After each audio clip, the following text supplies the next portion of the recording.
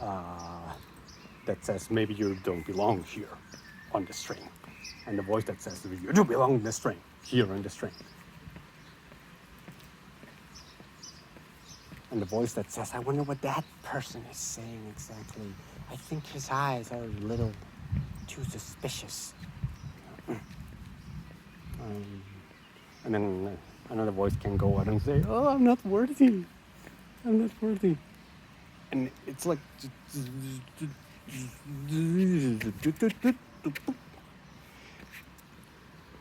because all these voices, if any of these voices is listened to exclusively, I see it as equivalent as just being like, oh,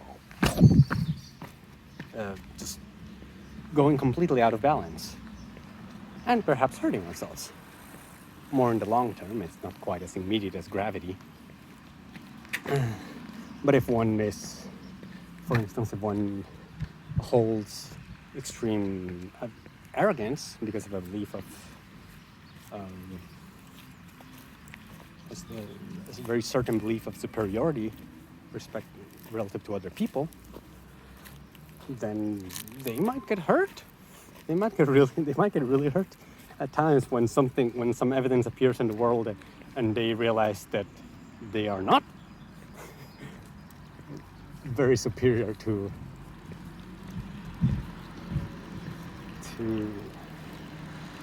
everyone else, or to other people, or to whomever they thought they were. It can get really hurt because they are at one extreme. They're being fairly inflexible about it.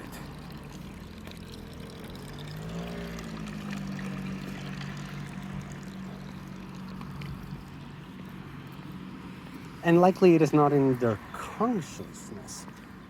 Because the way I see it, when we have one of these crutches, the benefit that our beings feel when we hold these crutches, when we keep them, is that we don't have to think about it. There's a certain thing. This team is the best. This lifestyle is the one that I should be aiming for. What's the other one? I forget my examples. Or I am better than everyone. I am superior to everyone else. I'm more special than anyone else. Now I forgot my point.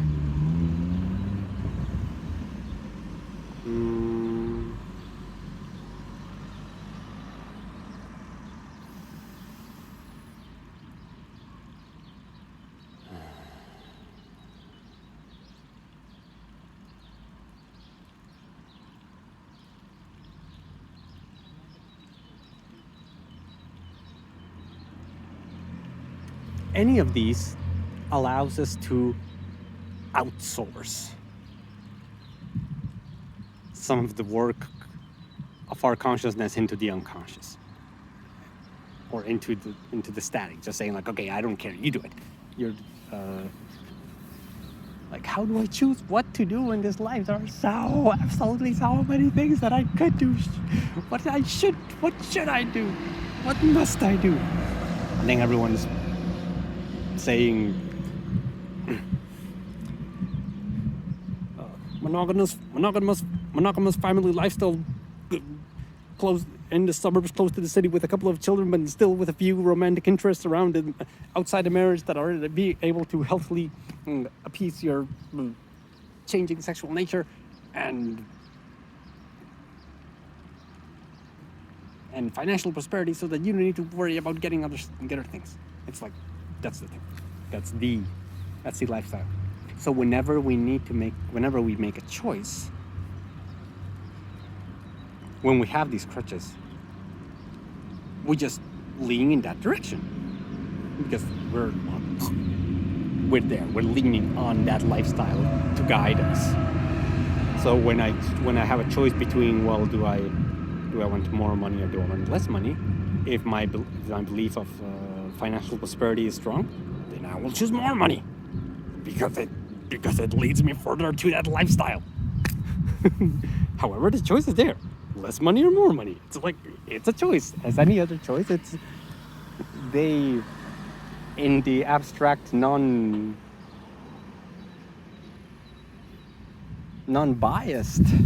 set. Oh my, pine tree. In the abstract, unbiased set of possibilities, more money is not better than less money. There's no better. There's no better in the abstract world, in the unbiased world. There is no better.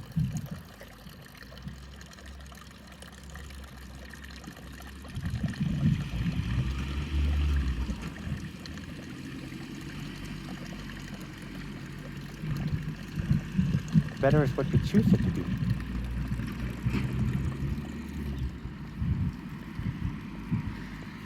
And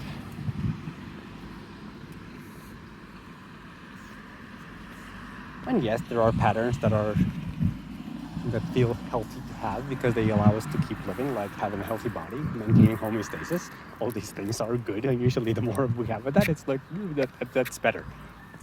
But in the past survival and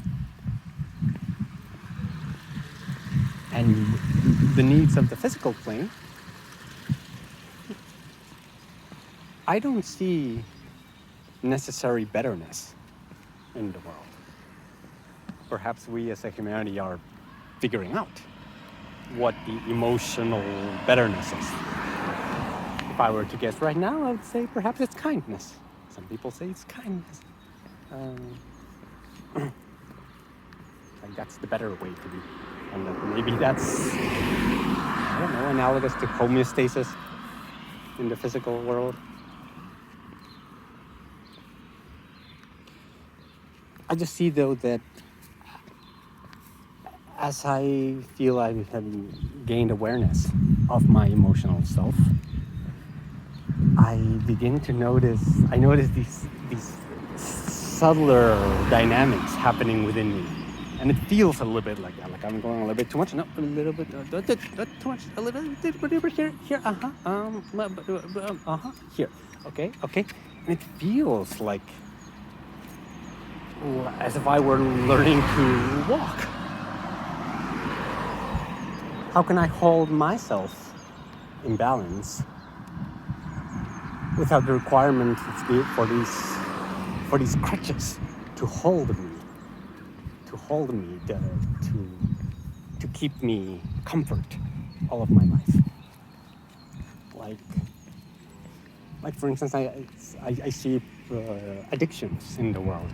Addictions as feeding these crutches.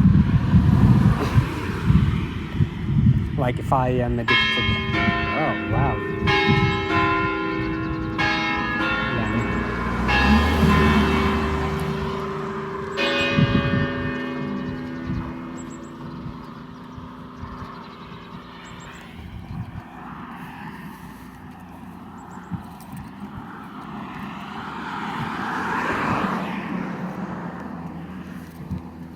If back to the example of arrogance, if I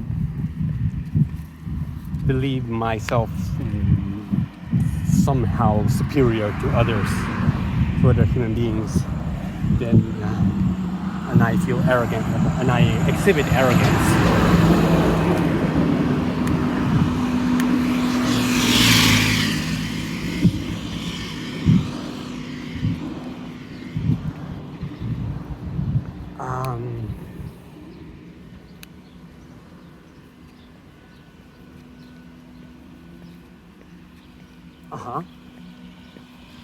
Then I likely require frequent feeding of this belief. This belief must be fed somehow. And it is fed by words of approval, by recognition, by achievements.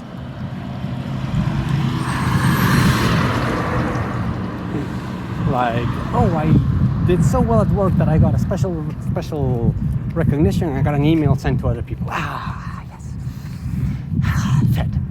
I'm a little fed now. I am superior. I'm a little special in that sense because they recognize me. Yes. So I'm a little fed. And then maybe someone tells me, oh, I like your color combination on pants and shirt. And you're like, yes, I chose well. Someone liked it. Approval. Yes.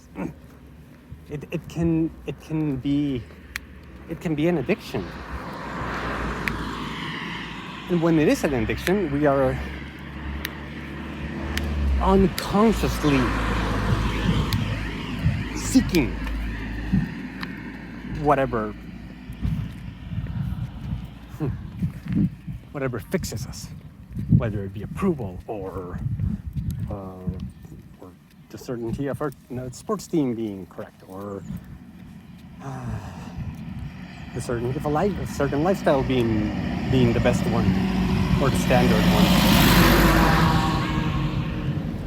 Like in society, that's how these things just keep on. These beliefs keep being strong. Because I believe they hold partial truth. And then it's also just talked about so much.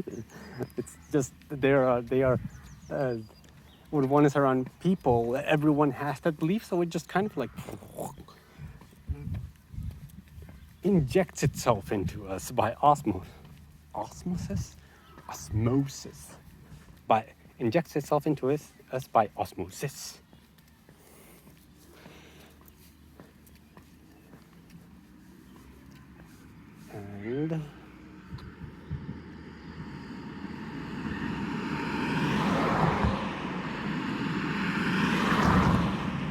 And the crutch will hold as long as it is not absolutely cornered and without any excuses to let an opposing energy out.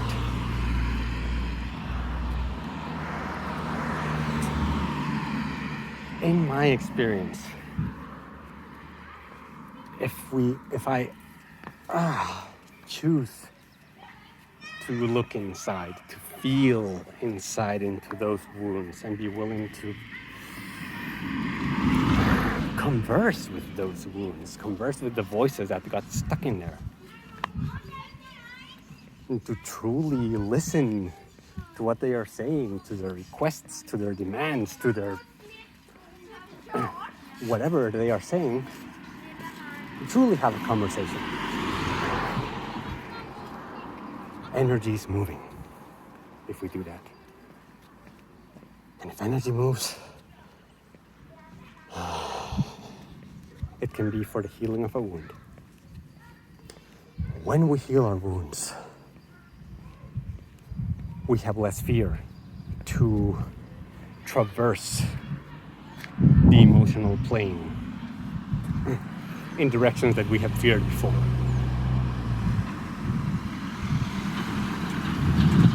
Perhaps at times we have feared feeling loneliness. Perhaps we have feared feeling longing. Perhaps we have feared of feeling angry. Perhaps we have feared feeling pride. Yes, that was my case. I believe I used to feel fear of feeling pride.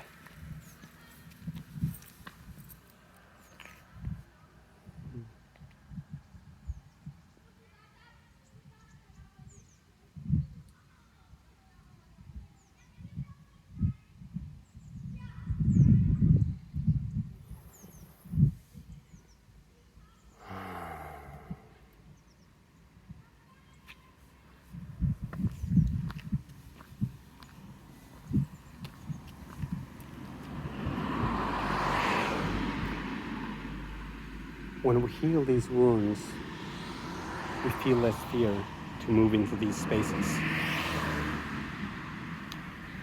And when then we are moved by the waves of life into these spaces in the emotional plane,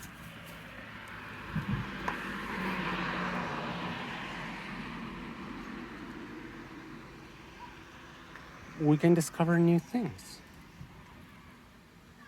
We can discover new experiences.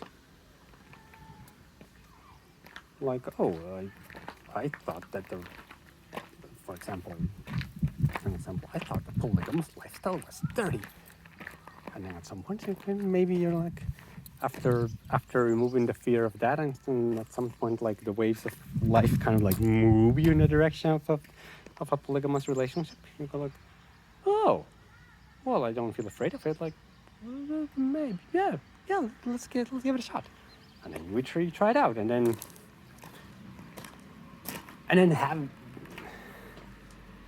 having been there, and what I mean by this is the emotional state of feeling polygamy, not the situation of polygamy itself, but rather what its emotional state in us is. And then when we feel that, and when we feel like, okay, this is what it feels to have a polygamous relationship, then it's like, oh, all right, okay, and choose whether we like it or not.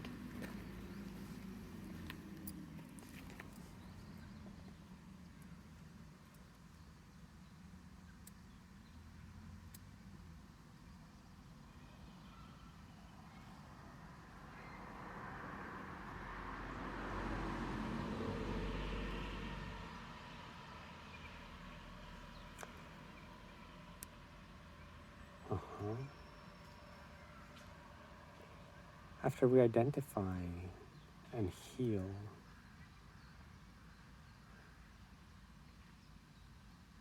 then we may realize that we can move along the emotional plane with more ease, with more skill.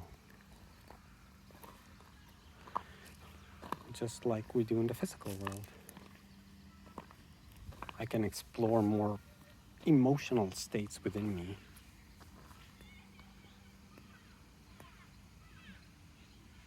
And in doing so, develop myself further.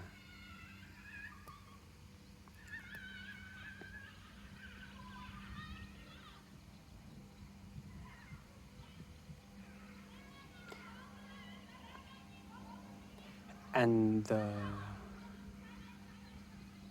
those voices, those pulls and pushes within us to go in one direction or in the other, or to go that way, or to never do that, or to always trust these people, but to never trust these people.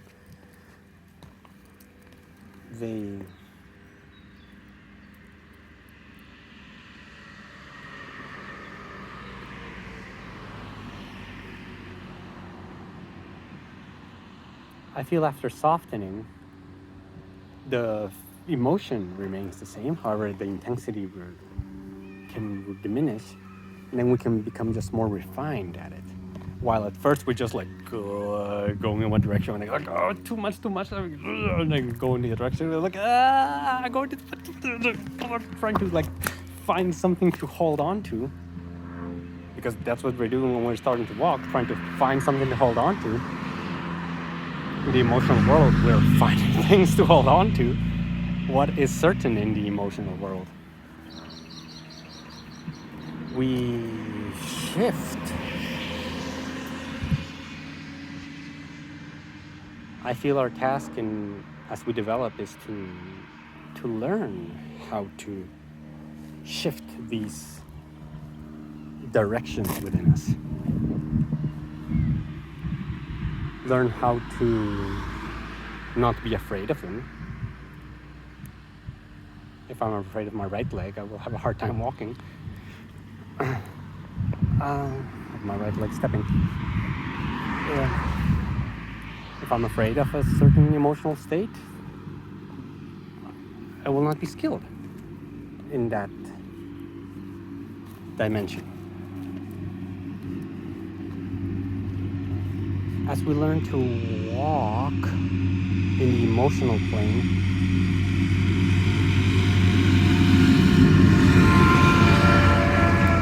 we refine our emotional motor skills.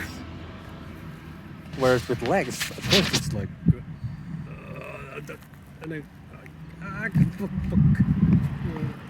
no, something similar. I don't quite remember how being an infant learning to walk was like.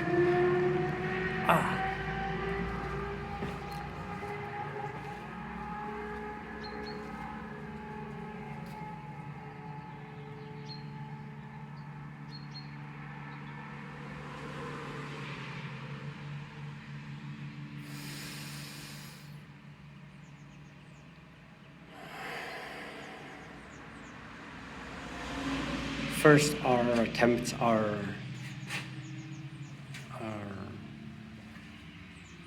crude and simple, simplistic.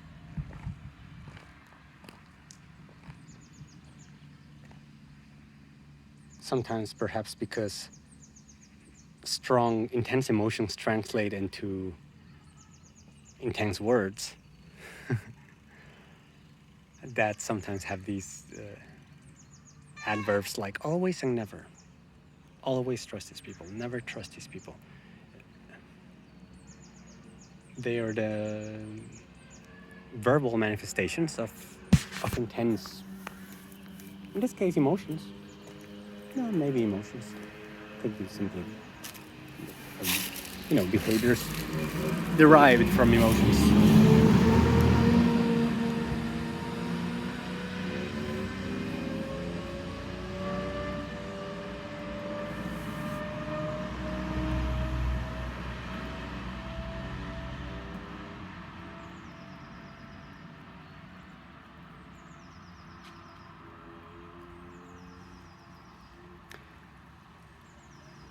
They can be effects of intensity of emotions. And then when the emotions become softer and we realize, okay, we don't need to go all the way, it doesn't need to be so simple, it's just binary 0-1 activated or not activated. It can be softer. It can be just like, oh, a little bit over here, a little bit of self-worth, okay, a little bit of retreat, okay, a little bit of introspection, okay, a little bit of extroversion, okay, a little bit. The voices do not have the same words anymore. Sometimes they do not translate words at all. They're just subtle pushes and pulls.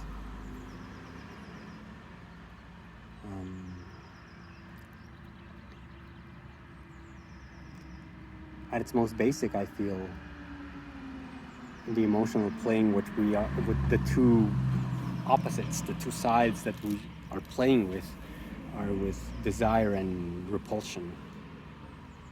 What attracts us? What is the thing that we are attracted to? What is the thing to find? And then we find something that's like, for a certain object, it can be like super attracted to it. Okay, I think it went back and it went well on the camera. And then there's that one extreme of like, I gotta go there, almost without any other will. I would say that's what happens with zealotry. And then there's what happens when we're repelled. Extreme repulsion, like, no way, no, never. It often translates to that word, never. It was like, always, of course I always want sex. I always want to have sex. If there's an opportunity for sex, then that's the thing to do. Or like, oh, I'm never going to be attracted by a man. No, never. Oh, that's disgusting.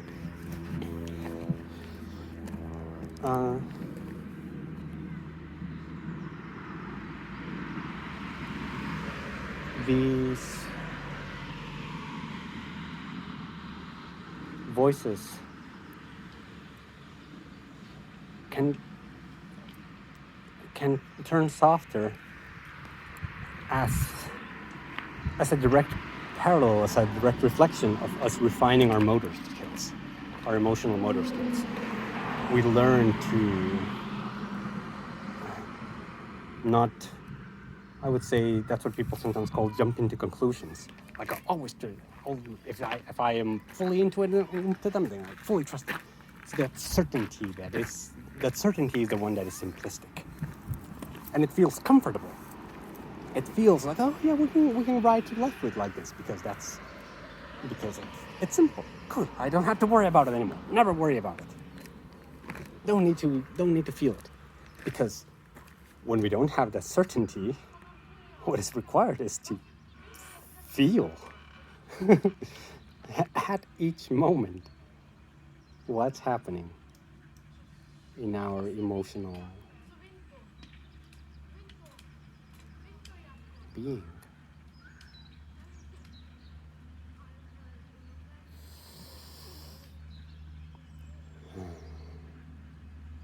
And as I have let go of some of these crutches. Some of which actually were based on some of the wounds, I will say.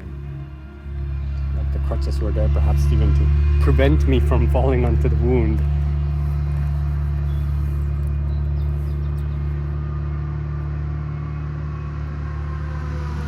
They have all, the ones I've identified at least, they have been dissolving. Like there were this big lump before, and then maybe like,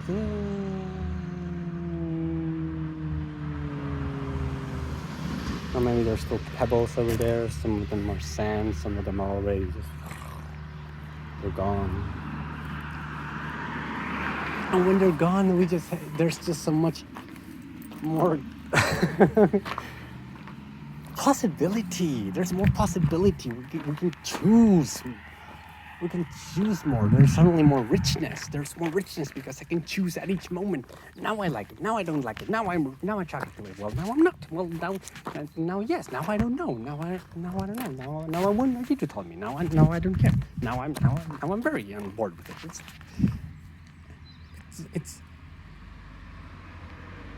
It enriches our experience because it enriches our choice. Because at each step we have the choice of finding what we like, of finding what we are attracted to, and finding what we are repelled by.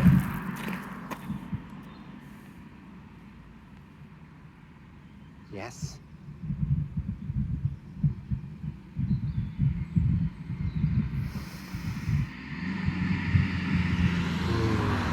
I posit that is the basic opposite in the emotional plane. What attracts me? What is it that I desire? What is the direction of my desire? And what is the direction of my repulsion?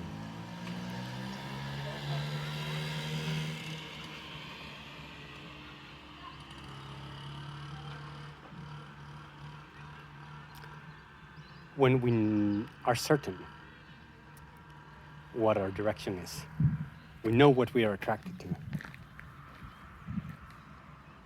We don't need to think about it. We just go through life almost automaton-like, just going to the one example I found so often is like, oh, more money is better. And then where am I going? I'm going towards the money. Where's the money? I'm going to the money. Money. More money. Oh, money over here. More money over here. Oh, more money over there. More money over there. More money over there. More money over there. Yeah. It's not a cure with everyone. It's not a cure even for a majority, I would say. Yet I believe it is. It feels like it's common. And then some others perhaps have a more multidimensional sense of betterment, like, okay, I want money, but I also want convenience, and I also want time for myself, and then this can become perhaps a more complex constant, a more complex emotional constant in our world. What are the anchors that we are holding on to? What is the anchor that I know I can rely on? And these anchors, they feel like bikes' training wheels. When a bike is going along, and when a little kid is giving a bike and they don't know how to ride a bike, so they don't know how to balance on it, so they put training wheels right behind them, right beside them, and then they're riding, and they don't need to worry about the balancing. The wheels are doing the balancing for them. Like someone ideated this thing where they said, okay, you do this and they will take care of it for you. You don't need to take care of it about the balance. And then after the child has had these wheels, these crutches for a while,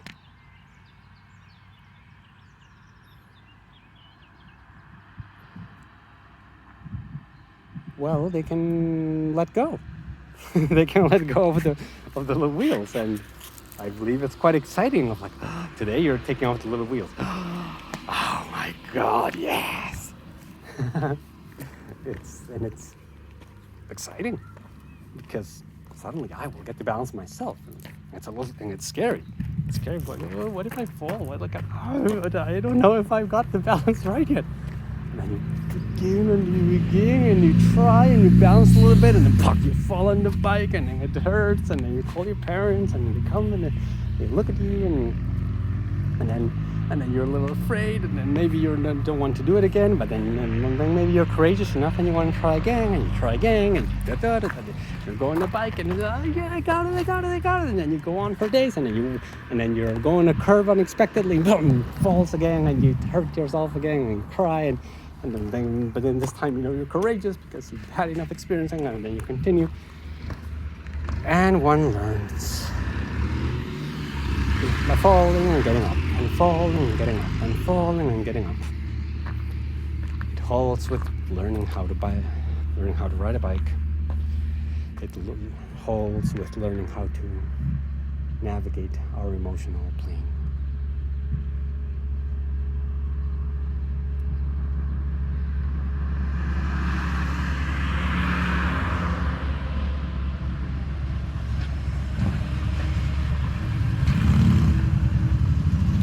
It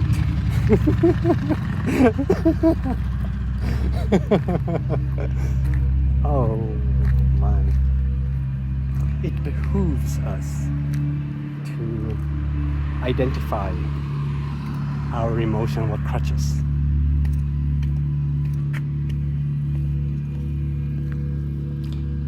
So we can know them, understand them, question them.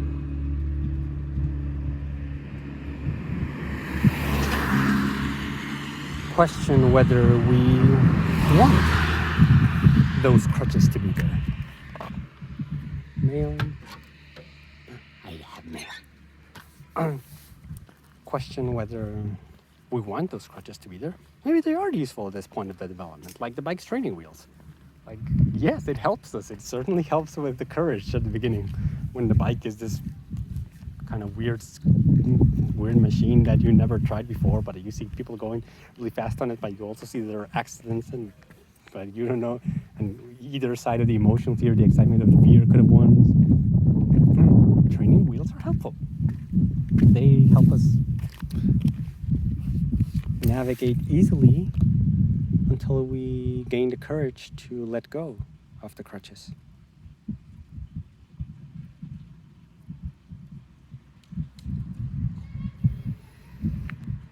And then when we let go, there is space.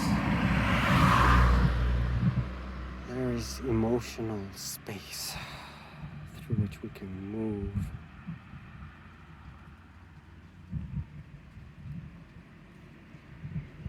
And feel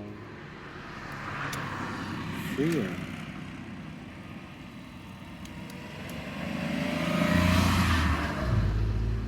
Even though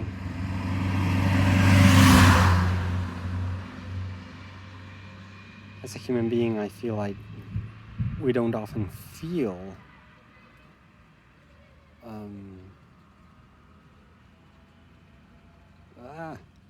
what was I saying?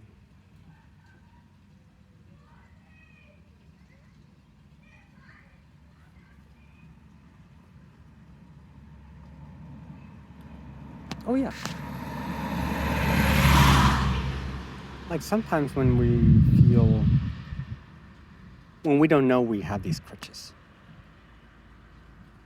Perhaps I don't know that I have chosen to accept the lifestyle of the ideal lifestyle. What will I call it? The American dream. The American dream, sure. That's a cliche.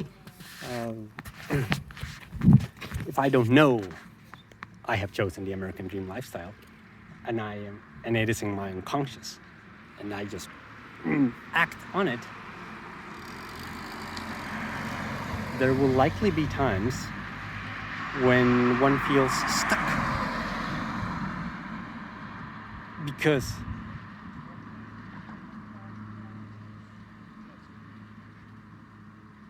with the rules that our unconscious automaton has formed, has shaped through the years, there's no way to go. It is such a dire conflict. It's such a dire conflict that it incapacitates the automaton, and it just goes, I don't know. And then when it's stuck, and one feels these stucknesses, and I feel that's the origin of these midlife crises. Sometimes people have that they're going through life, and then they have certain goals, and then suddenly, they achieve perhaps not the goal they actually had, but rather they achieve stability in life. Some kind of like, this is life. I guess this is life. I'm not going anywhere. No one is pulling me around. No one is telling me what to do. Oh, what? Okay. Do I want this stability?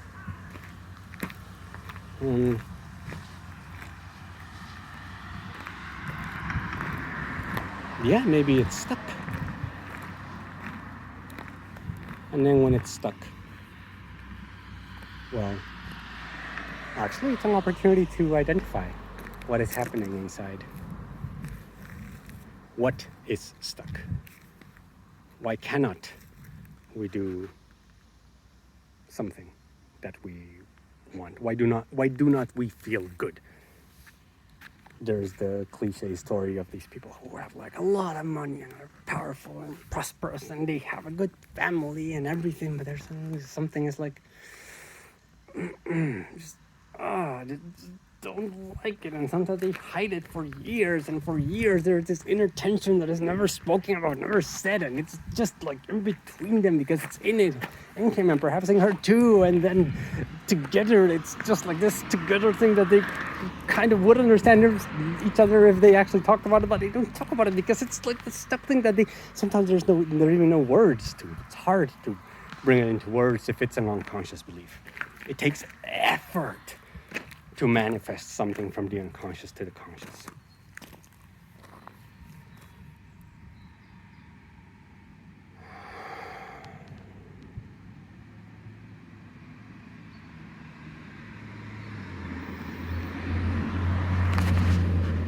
I opine that this effort has value.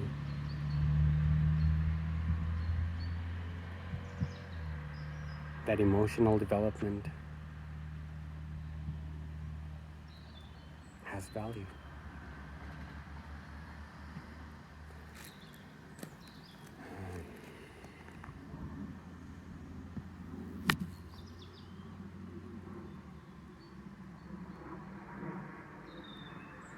It seems to me that eventually one feels emotional reliability.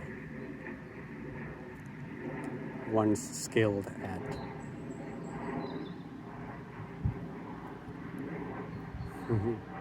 at these balancing acts, constant balancing acts.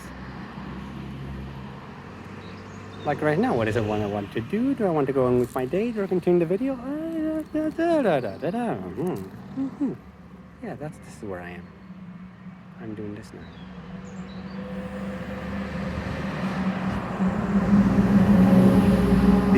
Being able to take conscious choices at each step. I feel that then the needs that we tend to say to have dwindle and vanish. Like, I need a girlfriend to feel well. Well, I need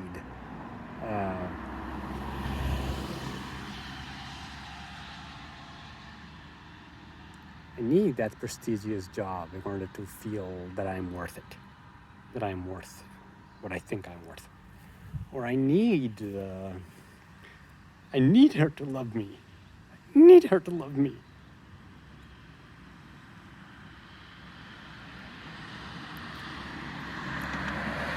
Or I need to finish this 500 reports by tomorrow. All these needs, they just dwindle.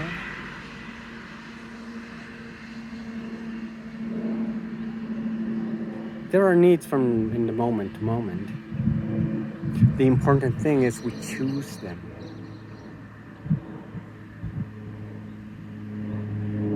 If we know what is happening, if we are aware of the balancing acts that are happening within, and we realize, 500 reports, yeah, okay, that's what my job requires me to do, and I've been expecting that to be done for 2 weeks. Oh, hawk.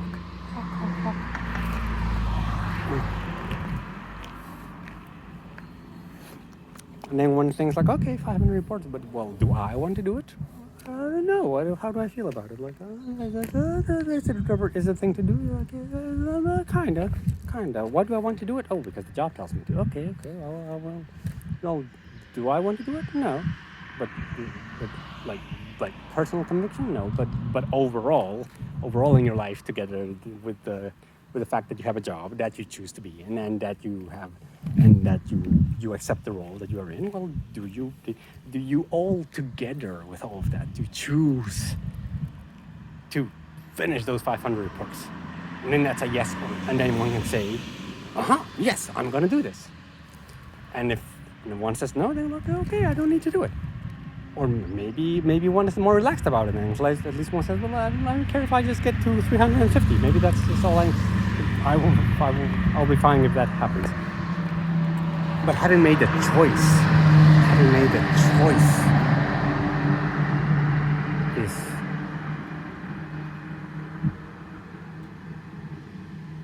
different.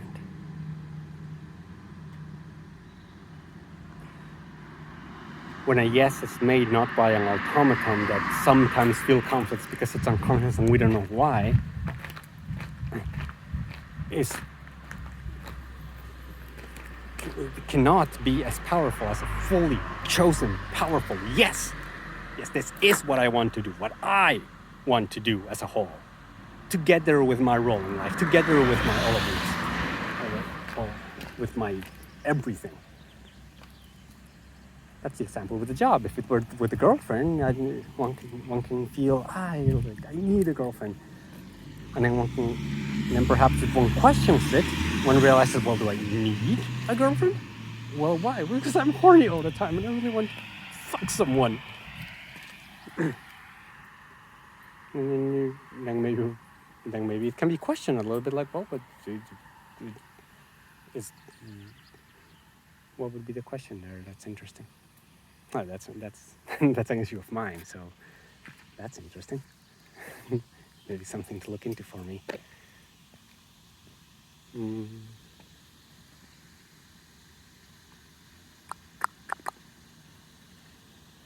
Snowy mountains.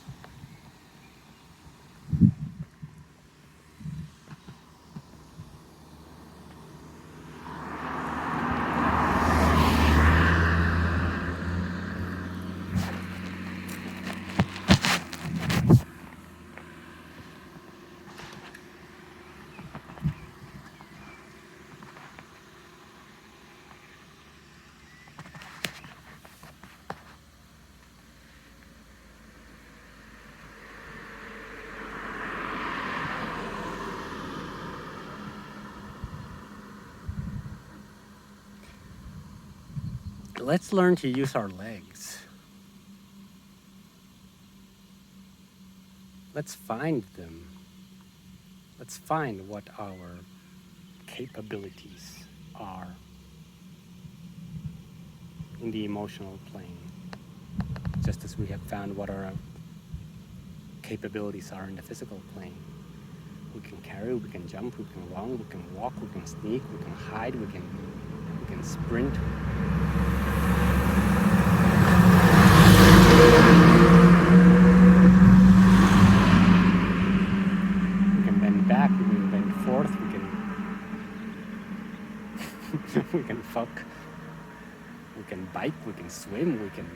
jump from an airplane. We have developed all these muscles for such a variety of different things. A car, we learn how to drive a car, which is this thing that takes a lot of different things at the same time, and suddenly it's unconscious. We didn't even think about it anymore. It's like it's being internalized into the body. Again, almost like an automaton. We don't even think about it. And it is our choice. Do we want to think about it or not? In my case, I choose not to think about it up to a level, because there are other things I'd rather think about than just exactly how much is the ideal pressure I should put on the brake, for instance. Choice. When identifying our crutches, we can perhaps identify our wounds. When we identify our wounds or feel our wounds, they can perhaps be healed, and we can feel less fear of going in those spaces.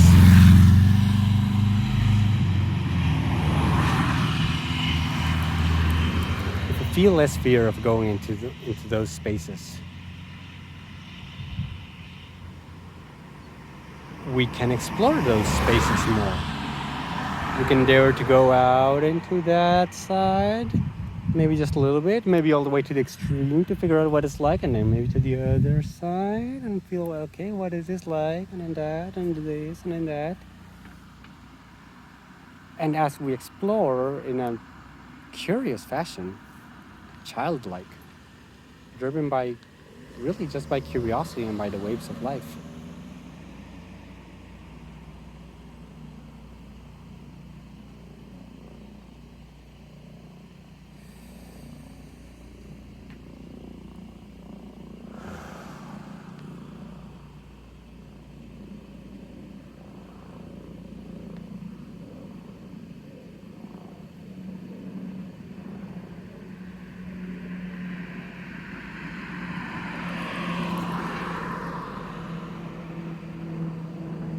we refine our emotional legs.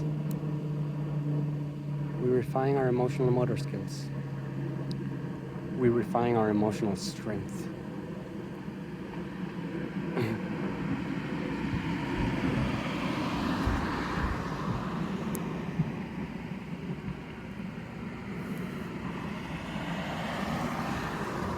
There are times when it is helpful to hold back the expression of an emotion. There are times when it is helpful to burst out an emotion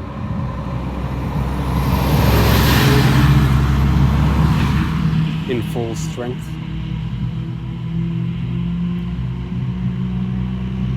And we can gain the skill to do so only if we become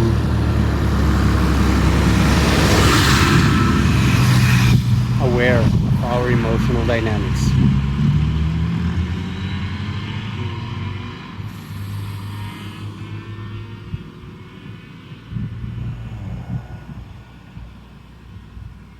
Back to feeling the body, the anchor.